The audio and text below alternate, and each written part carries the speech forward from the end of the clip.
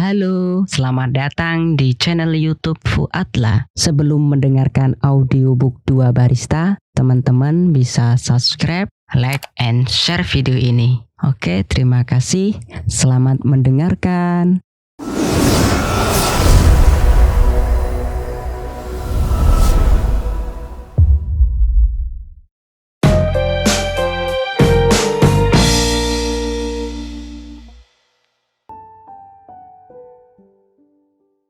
Mozaik 8. Semua berawal ketika senja itu secara tak sengaja Mei bertemu Bu Hafidhoh, salah satu alumni Tegal Klopo. Ia tengah serius memegang pulpen duduk di kursi kantor. Lama-lama perempuan parubaya itu meminta pendapat Mei tentang santri A dan santri B. Di tengah obrolan tersebut, terkuaklah rahasia bahwa ia sedang diberi tugas mencarikan istri kedua Gus Ahfaz.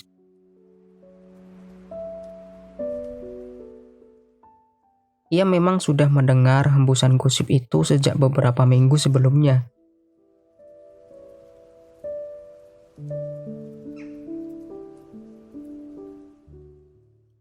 Tolong rekomendasikan yang Mbak Mei kenal aja. Mungkin yang sering sowan ke Tegal Klopo, yang akhlaknya baik, diutamakan anak dari petani. Jangan lupa, orangnya juga harus cantik Mbak Mei. Mei terperangah, mengingat ciri-ciri yang disebutkan Bu Hafidhoh identik dengan ciri-ciri yang Bu Nyai lekatkan pada dirinya saat akan menjodohkan dengan Kang Haris, bendahara pondok. Sampean istirahat dulu ya, cocok dak sama Kang Haris? Jawabannya ditunggu 2 minggu. Sebab dia mencari cantik tapi sederhana kayak seliramu, yang bapaknya petani dan solihah. Begitu kata Bu Nyai bulan lalu sebelum akhirnya ia menolak lamaran Kang Haris karena belum sesuai kata hati. Urusan fisik, teman-teman memang memuji kecantikannya. Dengan kulit cerah dan tinggi 155 yang proporsional, ia mudah luwes mengenakan blus katun dan sarung Pekalongan. Ia memang lahir dari keluarga petani yang tinggal di dataran tinggi Dieng yang kental dengan kehidupan sederhana dan apa adanya. Sebelum Mei Saroh datang ke Tegal Klopo, setiap harinya telah terbiasa membantu Simbok ke dapur dan ladang. Ia sudah sering bercapek-capek ria naik tebing untuk menuju ladang kentang keluarga, sembari menenteng barang di tangan. Kebiasaan itulah yang membuat ia mudah beradaptasi saat menjadi khotimah Bu Nyai di dapur. Ia sudah piawai melebur di dapur saat masak-masak besar seperti khataman, alumnian, atau saat ada konferensi.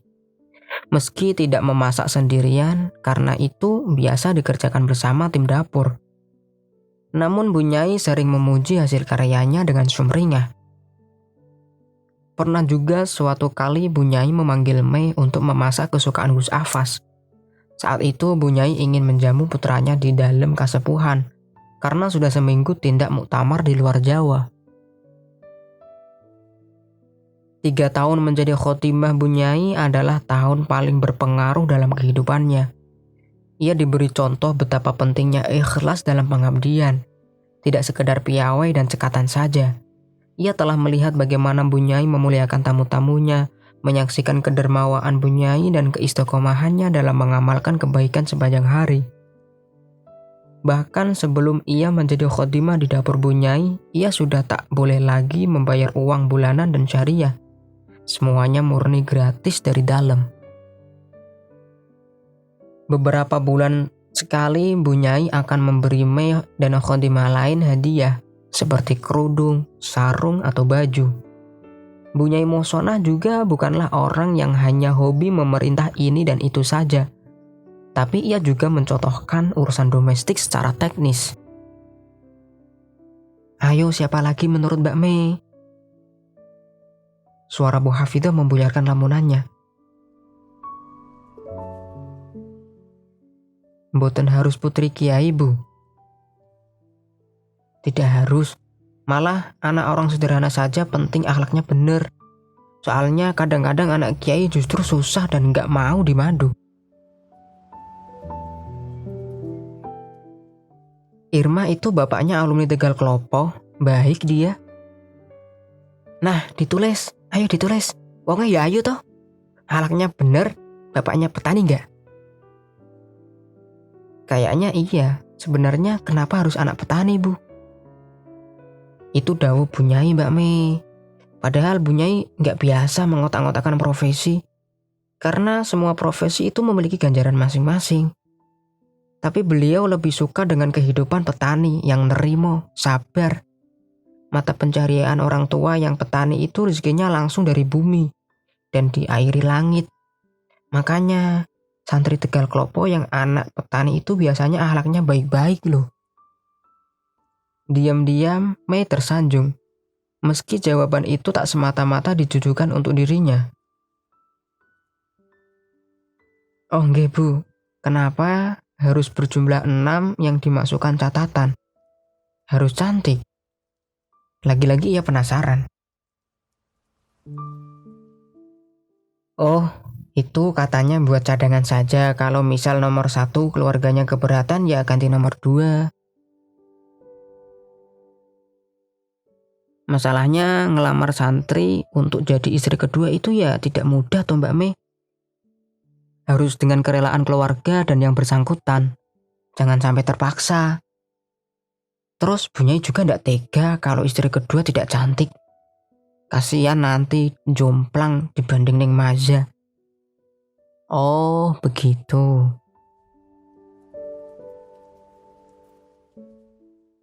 Entah kenapa usai senja itu Mei diserang gundah gulana. Tak dapat tidur hingga terbawa dalam mimpi. Ia menanyakan perasaannya sendiri hari demi hari. Karena lambat laun, melihat nama-nama teman yang ia selipkan dalam kertas, menumbuhkan hasrat pada jemarinya untuk turut menyelipkan namanya sendiri di sana. Ia ingin menjadi bagian dari keluarga Bu Nyai. Ia telah bertahun-tahun mengabdi dan rasanya hidupnya begitu berkah di Tegal Klopo. Akhirnya dengan gemetaran, Mei membubuhkan deretan huruf demi huruf itu nomor 6. Mesyarah binti Bustomi. Tindakannya jelas membuat Bu Hafidhah ternganga setelah menerima kertas itu. Loh, Mbak Mei, ini namamu kan? Ia menunduk. Sudah menyiapkan jawaban di balik pipinya yang memerah. Bu, saya mohon jangan cerita ke siapa-siapa nggih. Saya mohon. Hanya jenengan dan Allah yang tahu jika saya menulisnya. Saya ingin mengabdi pada keluarga Bu Nyai. Tapi apa kamu sanggup? Yang lain aja belum tentu sanggup. Kamu malah menulis namamu sendiri. Ia tutupi rona merah di pipinya agar Bu Hafidhah tak menangkapnya. Ia tidak berani menyebut perasaan itu cinta karena akan sembrono. Tidak etis orang santri memendam perasaan pada orang yang sudah beristri. Tapi ia merasakan geletar lembut di dadanya. Ia juga bahagia membayangkan punya mertua seperti Bu Nyai Mosonah dan kelak keturunannya akan menjadi cucu beliau. Rupanya harapan kecil dalam lubuk hatinya itu benar-benar tersambut. Neng Mazarina memilih dirinya di antara 6 nama yang tertera. Alhamdulillah. Mei menyimpan kegirangan dan genderang dadanya yang bertalu-talu di balik diam. Menyimpan jerit bahagianya dalam ketenangan. Rasanya seperti mimpi ketika mendengar kelak ia akan menjadi menantu dari Bu Nyai yang selalu menjadi pembimbing jiwa dan idolanya. Mei tinggal menyiapkan mental dan menghadapi keluarganya. Pasti mereka akan mencecar perihal kesanggupannya setelah ia pulang ke rumah.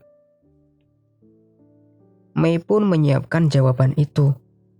Ia rela, ia sanggup.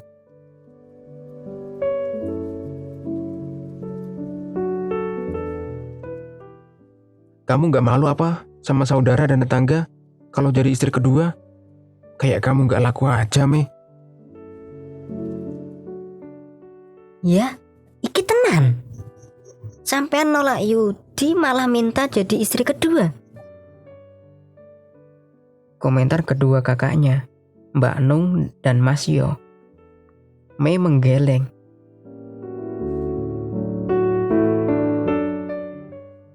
Nggih Mas, Mbak, saya sudah matur sama Bapak.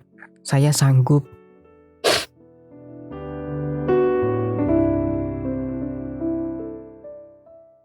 Jangan cuma lihat kehidupan Tegal Klopo yang mapan saja, Mei. Tapi kerumitan lainnya juga harus dipertimbangkan.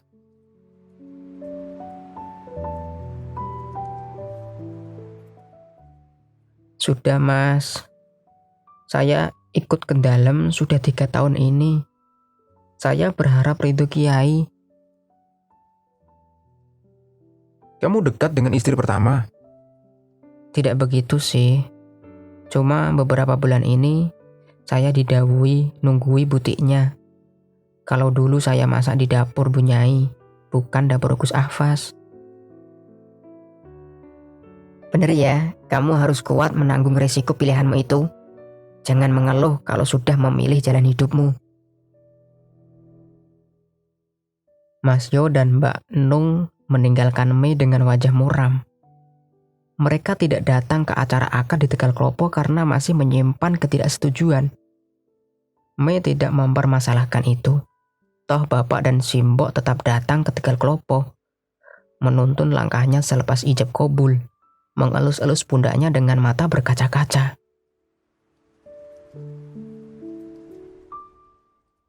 Sing sabar yo, Mei. Sabar. Pokoknya diniati nderek Mbah Kiai. Soale keturunane sampean sing bakal nerusne perjuangan pesantren. Nggih Pak. Malam itu, ia melepas Simbok dan Bapak naik mobil carry pulang ke Dieng. Sepulang dari sana, ia siap merasai debar jantungnya yang tak beraturan dan meremas-remas jemarinya sendiri kala melihat lelaki tampan berhidung mancung dalam balutan kemeja yang rapi dan wangi telah berdiri di dalam rumah itu. Gus Ahfas telah resmi menjadi suaminya sekarang. Malam itu tidak serta-merta disebut romantis. Tidak seperti malam pengantin yang manis. Tetapi malam itu juga bukan malam yang tragis. Ia mulai meresapi petua Simbok dan Bapak dalam-dalam. Diniati mencari ridho Mbah Kiai, karena ia mulai memahami seperti apakah hidup yang ia pilih. Mula-mula, ia tidak memaksakan diri untuk berkomunikasi dengan Gus Ahfas secara intens. Karena itu sulit pada awalnya. Mei memulai dengan melakukan pekerjaan-pekerjaan domestik, seperti membersihkan seluruh ruangan dan gemar membuat kuliner. Kepuasan batiniah yang ia dapatkan saat itu adalah ketika melihat Gus Ahfas nyaman dalam rumah dan lalu menikmati kudapan yang ia buat dengan lahap. Sering ia tepis rasa cemburu ketika Gus Ahfas bercanda dengan Neng Maza melalui HP. Dan itu dilakukan dalam rumah Mei di sela-sela aktivitas. Ia dapat menangkap senyum bahagia itu dari sudut matanya, yang tak pernah ia temukan saat bersama dirinya.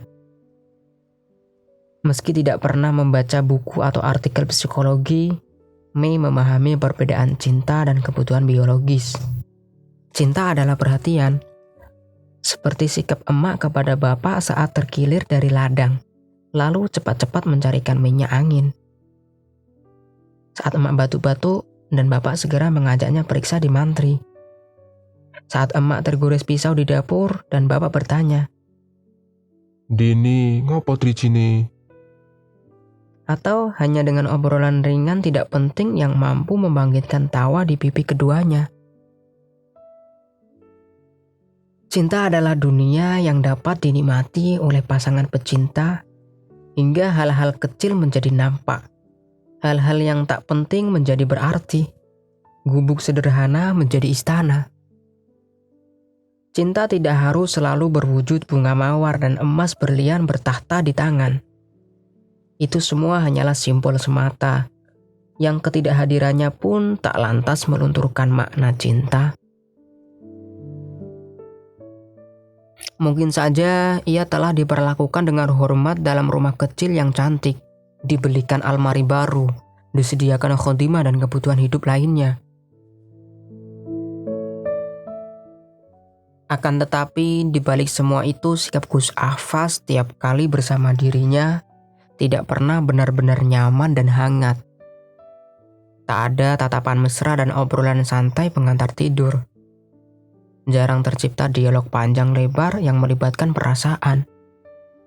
Ia bahkan sering membiarkan Mei terlelap dahulu dengan dalih sibuk mutolaah kitab di tangannya. Kesibukan Gus Ahfaz yang memang berjibun membuat ketidakhangatan itu tampak wajar dan lumrah-lumrah saja. Toh Gus Ahfaz tidak acuh tak acuh, tidak ada KDRT. Ia tetaplah lelaki yang baik dan santun saat membuka pintu rumah. Ia tahu kapan membelikan kebutuhan bagi istrinya. Meski mereka tak sengaja telah meruntuhkan tembok melebur ke dalam lautan asmara, memadu kasih di balik beningnya malam dan hilangnya jarak, namun tiba-tiba keduanya kembali canggung, kembali hening setelah bergumul dengan rasa. Seolah komunikasi dengan hasrat jauh lebih mudah ketimbang obrolan ringan. Layaknya khotimah pada seorang Gus. Segalanya terjadi seperti rekayasa. Ia mirip robot manusia yang diformulasikan untuk memberikan keturunan. Cara Gus Ahfaz dalam memperlakukannya ibarat segelas air putih yang diteguk dengan terburu-buru tanpa menikmati kesegarannya. Harus lekas tandas, entah nikmat atau tidak. Seolah semua itu hanya sikap derek dawuh atas titah. Seolah semua itu hanya sikap derek dawuh atas titah Bunyai yang beberapa hari lalu membawa air barokah dan doa hasil sowan kiai. Mei tahu kebukuan itu dari cara Gus Ahfaz menatapnya sekilas dan tak pernah dalam. Ia tak tertarik mengajak Mei ngobrol panjang lebar soal topik-topik ringan. Tak juga menyadari perabot-perabot kecil yang mulai ia pindah tata letak, seperti meja rias yang ia geser dekat jendela, atau rak buku yang didorong dekat pintu. Karena di masa lalu, ia pernah melihat Gus Ahfaz suka menata ruangan. Ia pernah melihat tawanya yang lebar di teras bersama Neng Maza. Pernah mendengar topi-topi hangat yang membuatnya meracau hingga suaranya terdengar dari tempatnya menyapu. Gus Ahfaz yang sesungguhnya belum pernah hadir di dalam rumah itu. Ia serupa manusia yang tertekan menjalani peran kehidupan. Padahal Mei selalu excited menyiapkan semuanya. Tiap kali hari gilirannya tiba, ia akan menyingkirkan debu yang mengontori lantai, menyemprotkan Bayfresh di tiap-tiap ruangan, mandi dan mematut diri di cermin berkali-kali, mengganti kerudung biru, pink atau marun, sambil berbicara sendiri di depan cermin, membayangkan bagaimana Gus Ahfaz mendengarkan sapaannya. Ngersaaken kopi mboten Gus? Atau bilih ngersaaken sare nginggil, monggo. Dan monggo agemanipun. Lalu mata Mei yang berbinar-binar karena menyiapkan semuanya terlampau matang itu tiba-tiba jadi redup ketika lagi-lagi mendapat sambutan yang tidak sebanding. Kesibukan dari luar masih mewarnai diri Gus Ahfaz ketika menginjakkan kaki dalam rumah itu. Entah kitab-kitab dalam dekapannya, ponsel di tangannya, atau gambar desain rak terbaru yang ia lipat di sakunya. Ternyata sikap manusia dalam pernikahan itu rumit. Pernah memadu kasih tidak menjamin sikap akan selalu manis. Pernah berenang dalam lautan asmara tidak menjamin tatapannya akan selalu mesra. Nyatanya kecanggungan itu tak kunjung sirna. Tembok-tembok yang pernah diruntuhkan berdua di atas peraduan, kini berdiri tegak kokoh kembali, menciptakan jarak yang tak dimengerti oleh Mei. Ia tak berani mengawali obrolan, tak berani bergelayut manja. Ia serupa khotimah yang kasmaran, karena meski diam, gerak-gerik Gus Afas tak pernah lepas dari tatapan Mei. Ia cukup bahagia melirik Gus Afas yang sibuk membuka lembaran-lembaran kitab. Kesemsem menyaksikan tawa spontan Gus Afas membaca kitab. Saat Gus Afas menaruh kitab dan menyesap kopinya, terpesona dengan cara Gus Afas mengenakan kemeja menautkan kancing satu persatu, merapikan sarung, mengenakan peci hitamnya dan duduk di atas kursi bersiap untuk makan siang menunggu menu yang ia siapkan. Dan Mei paling senang dengan kalimat yang beliau luncurkan tiap kali ia usai memasak. "Kamu memang pintar masak ya, Mei. Konon masakan yang bikin bersin itu tandanya lezat." Ucapnya menahan hidung yang mau bersin. Bisa-bisa Mei cemburu pada masakannya sendiri. Nyatanya Gus Afas lebih mudah tertarik dengan makanan yang ia siapkan daripada mencembui dirinya. Nyatanya masakannya lah yang akhirnya mengundang lontaran kata-kata manis dari mulutnya. Berminggu-minggu ia tinggal di rumah kecil dekat Flower Gallery itu. Kecelakaan di peraduan itu baru terjadi 2 kali. Setelah Bunyai datang membawa air barokah. Mei kuat merekam momen itu dalam otaknya. Bagaimana Gus Afas menatapnya malam itu. Bagaimana mula-mula Gus Afas menyentuh pipinya, menyingkap kerudungnya, lalu menyentuh pundaknya dan berkata pelan, "Mari kita niatkan ibadah agar menjadi pahala."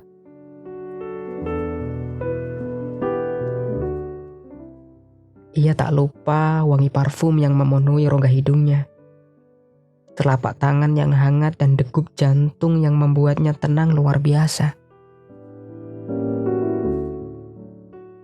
Mei tak pernah melupakan momen itu dan akan selalu memutarnya tiap kali ia berusaha bersabar karena di malam-malam lain belum ada tanda-tanda momen itu akan terulang kembali. Suatu hari saat gelisahnya mulai memuncak, ia menelepon bapak dari HP Mbak Lina di butik. Menumpahkan kesedihannya pada Simbo dan bapak. Ternyata benar juga kata Mbak Nung dan Mas Yo. Menjadi istri kedua itu tidak mudah. Ia harus bersabar tiap kali melihat mobil Gus Afas lewat depan rumahnya dan berisi Ning Maza dan Gus Afas. Apalagi posisinya yang berawal dari seorang khotimah, ia makin tertekan dan tidak mudah meluapkan perasaan-perasaannya. "Tapi saya masih kuat kok, Pak. Saya cuma meminta doa supaya tetap kuat melalui semua ini." Apa Gus Afas pernah kasar padamu? Tanya bapak. "Belum pernah, Pak." Pernah berkata menyakitkan? "Belum pernah, Pak." Bapak bergeming di ujung sana, menelaah cerita putrinya. Masalah rasa seneng kui alon-alon, Mei. Kamu terus melayani suamimu saja sebaik mungkin. Pasti dia akan luluh. Bapak akan selalu mendoakanmu.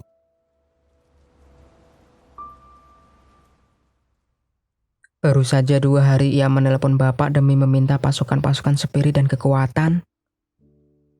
Entah apa yang membuat Gus Afas menjadi lebih berperasaan sepulang dari ceramahnya siang tadi.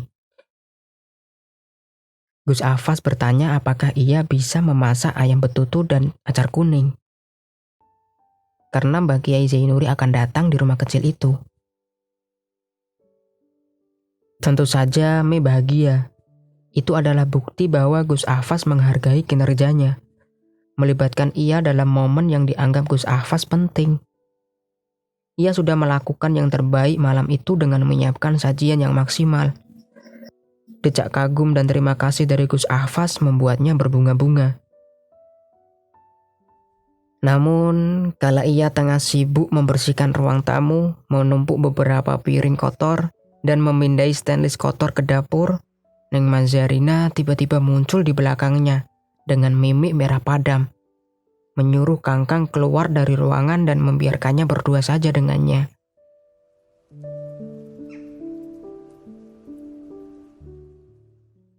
Mei, aku sudah masak ke Mbak Kiai, sudah nata rumah, siapin aneka jajanan, tinggal menyuguhkan saja.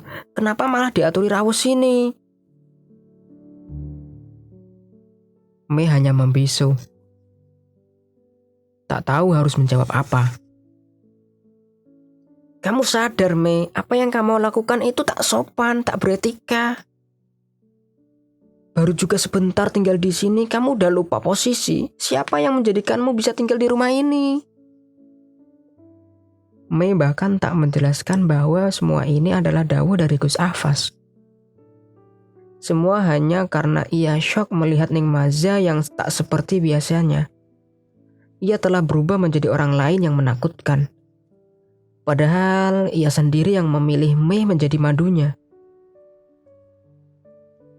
Kamu tak perlu mencari alasan ataupun inisiatif untuk mengambil alih tugasku.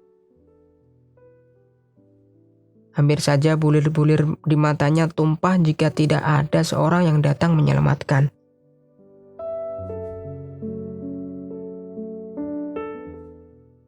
Pulang dulu yuk sayang. Ternyata seseorang itu adalah Gus Ahfaz. Ia menarik lengan Ning Maza. Gak usah motong pembicaraan, ini di antara aku dan dia. Kita ngobrol di rumah aja. Di sini aja mas, biar dia tahu seperti apa adab yang seharusnya. Sayang, kamu kan tahu malam ini jadwal giliranku di rumah ini. Lalu Gus Ahfaz menjelaskan sesuatu lagi dan lagi yang membuat Ning Maza diam seribu bahasa.